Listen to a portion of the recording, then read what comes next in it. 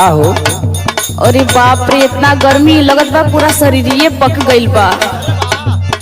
एगो बात कही। अरे तो आंगनबाड़ी के पाउडरवा खत्म हो गल का? सुना ना, एगो बात सुन ला। सुनावा।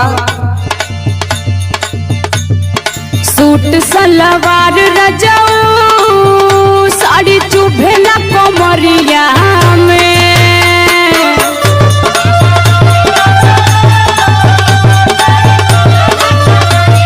सुना ताने ना? हाँ सुना थी।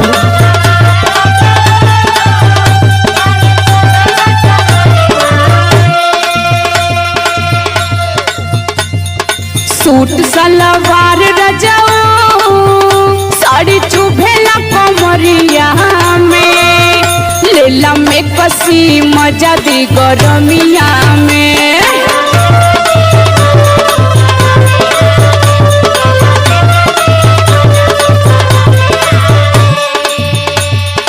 अब तक खर्चा बढ़ेगी।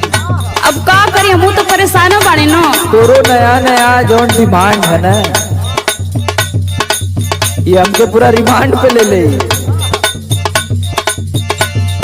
मैं कसी पहिरी दिल में मोरे आगिया लगई भूखा।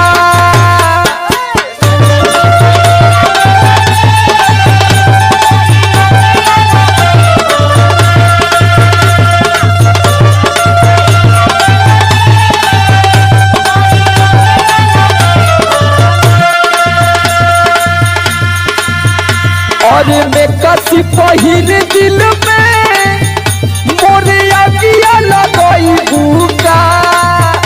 एकरे जा मुंड गड़बड़ई भूखा।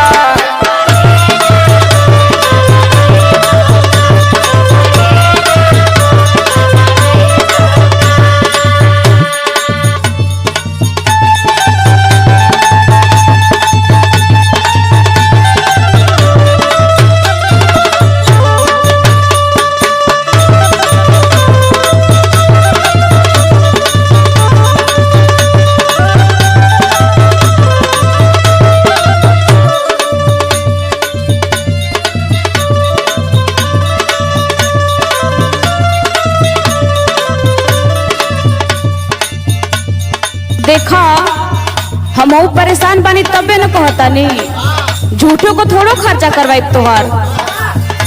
सुना, केतनो डोलाई रतिया चोहित में बेनवा। रेंगेला भीतर भीतर देही में पसेनवा।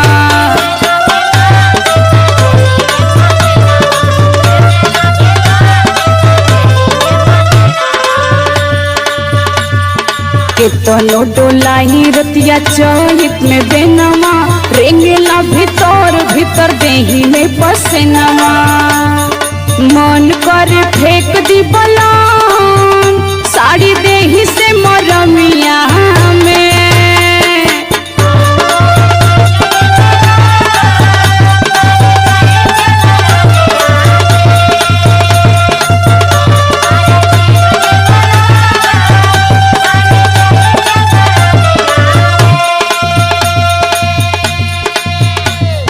मन करे फेंक दी बलान साड़ी देही से मरमिया में। लेला में कसी मजा दी गरमिया में।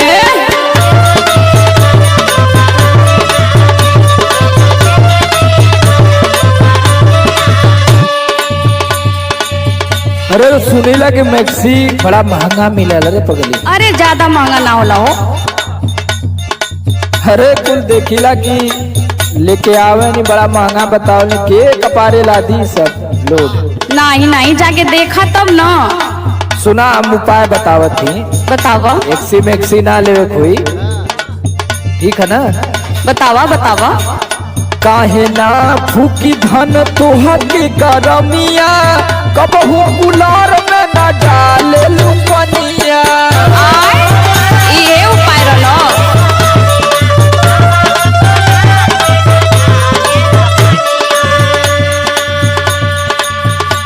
और देखो ऐसे ही कूलर फेंकल है, ओकर मोटर सोटर खराब भल है।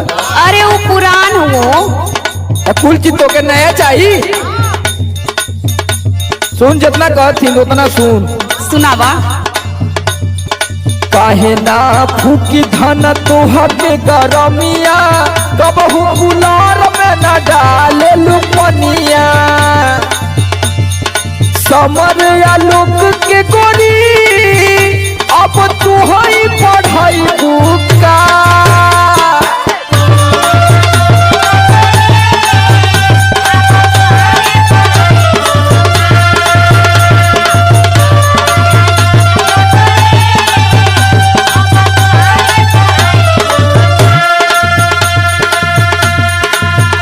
अरे समर आलोक के गोरी अब तू ही पढ़ाई बुका।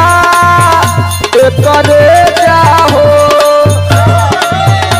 एकरे जा मूड का बड़ाई बुका।